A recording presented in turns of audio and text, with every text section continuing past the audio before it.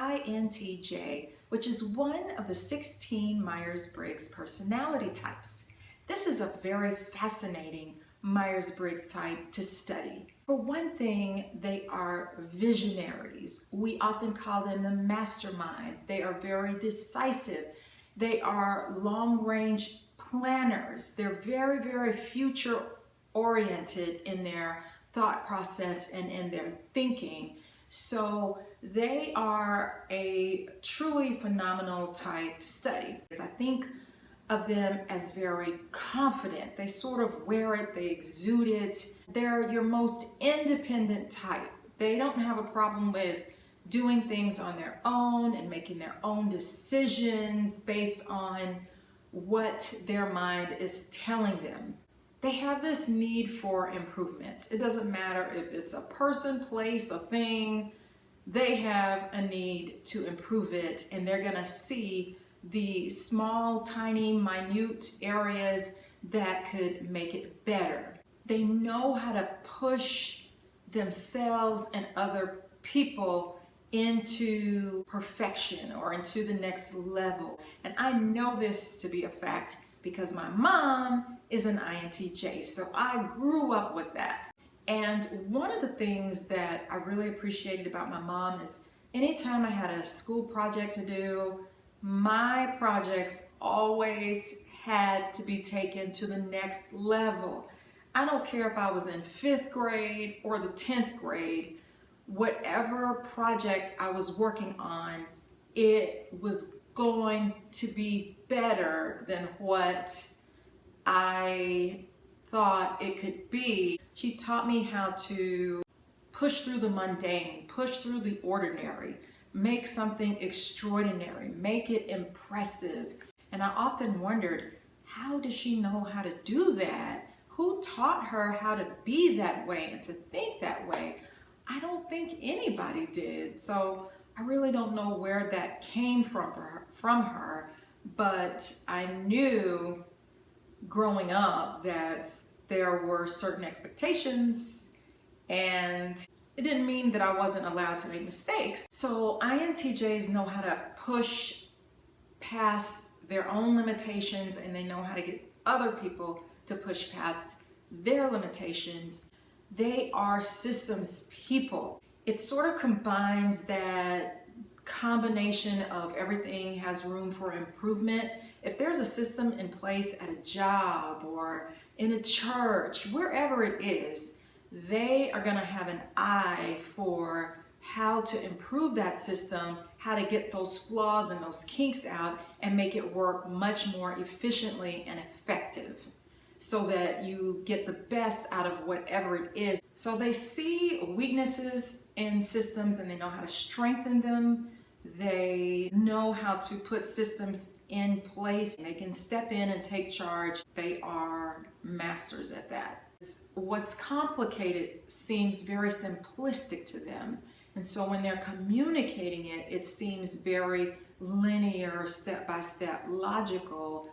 But actually, they're not linear, they're intuitive. They see the forest, and yes, they can work out a lot of kinks in that forest, but they're still not sensors. They don't speak in that same lingo. Speaking of mistyping, Oprah Winfrey is someone who people think is an ENFJ, but she is not an ENFJ. She is an INTJ because I think she's a 4 on the Enneagram. 4s are also on a search and a quest for meaning in life, for depth. I think an INTJ combined with a 4 is kind of a unique combination. She has built an empire. She is a visionary. Talk about a mastermind. When she first started her show, that's a visionary's ability to take something that's not working as well as it should, or that's cookie cutter, and taking it and turning it into something completely different. She's a mastermind, hands down.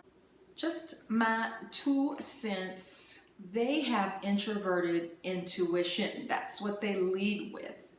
It helps them to form patterns, predict outcomes, know what's going to happen long term in the future, helps them to interpret things and come to complete conclusions about what their internal regulator is telling them about things. Their secondary function is their extroverted thinking, which causes them to act on things, be decisive and objective, and can help them to lead and get things done. So INTJs believe in endless possibilities that they can play with.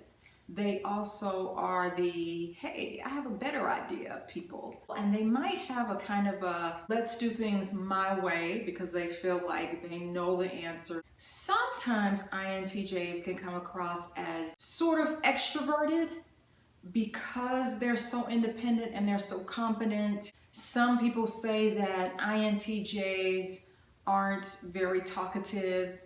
I personally find that to not be the case. I think you're going to have a conversation that is rich in opinions about things that matter in the world, like politics or just the state of the world or just different facts and tidbits that they've learned, because INTJs, they like learning. Learning can be a hobby for them.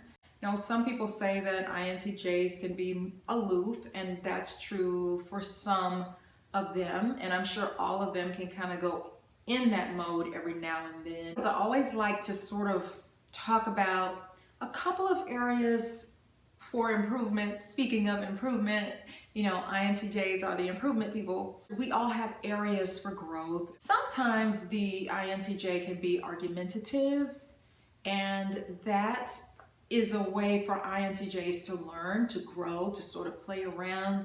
It can be even considered for them friendly banter, but for other people it may not be interpreted that way.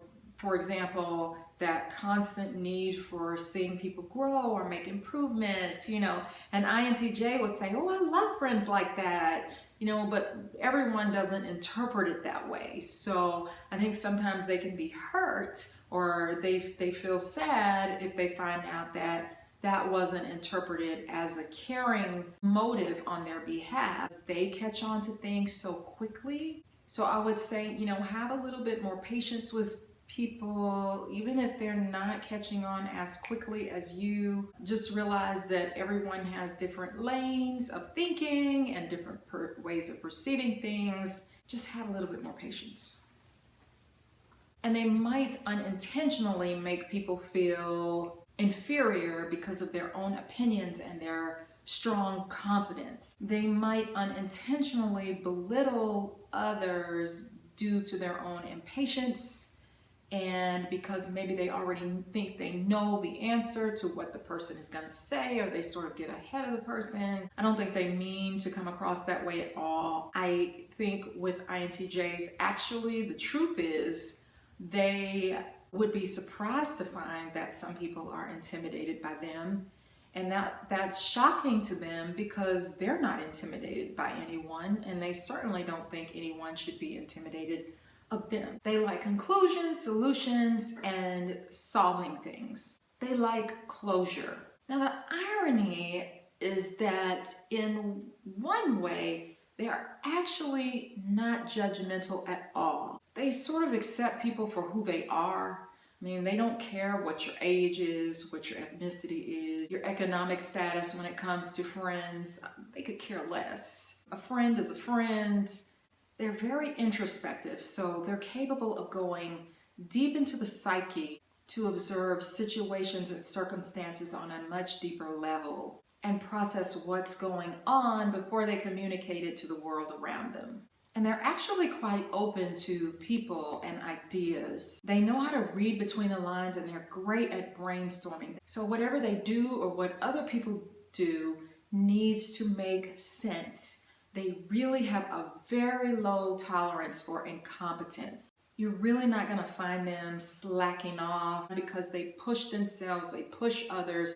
Any occupation that they're in, they're going to rely heavily on that INTJ because You know, if anything goes wrong, the INTJ can step in, take over, and make things happen, make things right. It might not be the first thing on their mind, but however, if they do have to step into a leadership role, they have confidence. They are great at communicating verbally. They're also phenomenal writers and editors. When they have this ability, it's almost like a psychic sort of thing. Because my mom is a really good writer. And I'm like, how do you do that? And she'll say, oh, I had good teachers.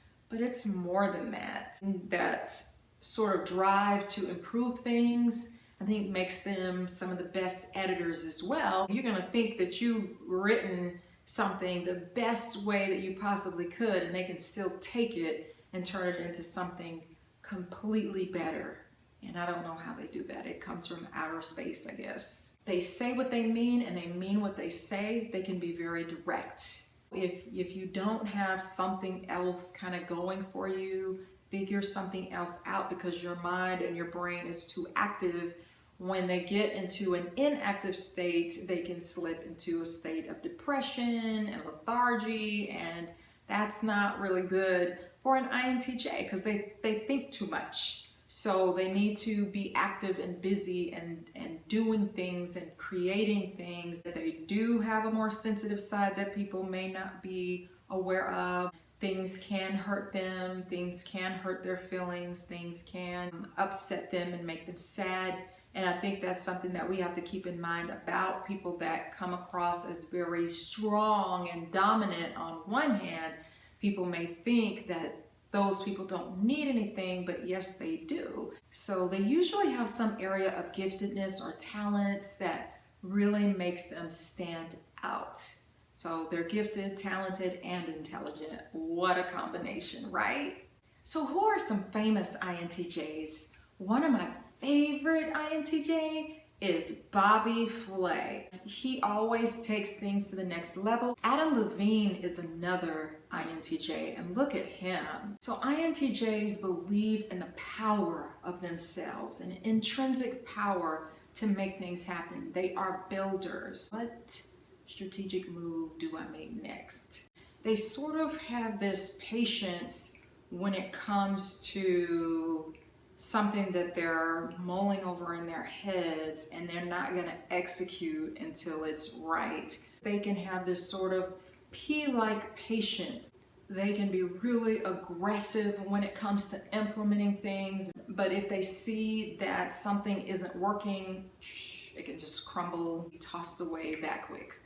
They're not thrown off by difficulties or kinks in the road. They are very valued for their responsibility and their ingenuity and their genius. They are often put in higher levels of positions. So sometimes people can think that the INTJ is looking right through them or can see right through them. They just have a sort of natural intensity to them. Because the INTJ has sort of perfectionistic ways, it can make people feel like they can't live up to the standards of an INTJ, or they may view the INTJ as being cold or distant. They're just a more introverted type, and they're always trying to make what's good better. I think in the MBTI world, people are very intrigued